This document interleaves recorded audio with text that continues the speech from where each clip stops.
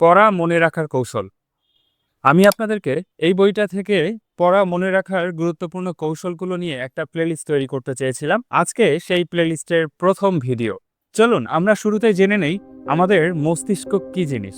আমাদের মস্তিষ্ক জ্ঞানের এক জীবন্ত ভাণ্ডার। মস্তিষ্ক মানুষের শরীরে সবচেয়ে গুরুত্বপূর্ণ ও জটিল একটা ব্যবস্থা, যেখানে ৮৬ বিলিয়ন নিউরন একে অপরের সাথে যুক্ত হয়ে একটি তথ্য ভাণ্ডার তৈরি করে। প্রতিটি নিউরন এক ধরনের তথ্য প্রেরণকারী তারের মতো, যা বৈদ্যুতিক ও রাসায়নিক সংকেতের মাধ্যমে তথ্য আদান প্রদান করে। এই সংকেতগুলোই ধীরে ধীরে গঠন করে স্মৃতি, অর্থাৎ আমাদের শেখা, চিন্তা এবং অভিজ্ঞতার সংরক্ষণাগার। মস্তিষ্কে তথ্য সংরক্ষণের প্রক্রিয়া ৩টি ধাপে সম্পূর্ণ হয়। প্রথমটি হলো এনকোডিং, দ্বিতীয়টি হলো স্টোরেজ, তৃতীয়টি হলো রিট্রাইভ। এবার আমরা এনকোডিং নিয়ে জানবো। আমরা যখন কোনো শব্দ শুনি, কোনো ছবি দেখি বা কোনো বিষয় পড়ি, তখন সেই তথ্য প্রথমে আমাদের ইন্দ্রিয় দ্বারা ধরা পড়ে। চোখ, কান, নাক, ত্বক এবং জিহ্বা থেকে তথ্য আসে সেন্সরি মেমোরিতে, যেখানে তা কয়েক সেকেন্ড থাকে।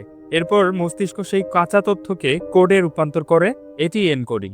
যদি আমরা ১৯৪৭ সালের দেশভাগের ঘটনা চিন্তা করি, তাহলে এক ধরনের ভিজুয়াল রিয়েলাইজেশন আমাদের কল্পনায় ভেসে ওঠে। ২ নাম্বার, তথ্যের সংরক্ষণ। এনকোডিং শেষে তথ্যকে মস্তিষ্ক সংরক্ষণ করে, কিন্তু মস্তিষ্ক কোনো হার্ড ড্রাইভ নয়। এটি নিউরন ও সিন্যাপসের জটিল নেটওয়ার্ক, যেখানে প্রতিটি নতুন তথ্য মানে নতুন নিউরাল সংযোগ। নতুন তথ্যকে যত বেশি পুনরাবৃত্তি করা হয়, তত এই সংযোগগুলো শক্তিশালী হয় এবং সেই তথ্যগুলো আমাদের মনে থাকে। ৩ নাম্বার, তথ্য রিট্রাইভাল বা তথ্য পুনরাবৃত্তি। যখন আমরা পরীক্ষায় উত্তর মনে করি বা কারো নাম চিনে ফেলি, তখন মস্তিষ্ক সংরক্ষিত তথ্যকে রিট্রাইভাল প্রক্রিয়ার মাধ্যমে পুনরায় সক্রিয় করে। রিট্রাইভাল সফল হতে হলে সংযোগগুলোকে শক্ত হতে হবে এবং প্রসঙ্গ বা কনটেক্সট সঠিকভাবে মিলতে হবে। এর অর্থ হলো, যদি কোনো বিষয় সম্পর্কে আমরা জানতে চাই, যদি সেটা তথ্য স্মৃতিতে জমা থাকে, তাহলে সেটা আমাদের মনে পড়বে। আজকে এই পর্যন্তই। পরবর্তী ভিডিওতে আমি বাকি মনে রাখার কৌশলগুলো আলোচনা করব। Subscribe this channel to get notification. পরের ভিডিওগুলোতে দেখা হচ্ছে।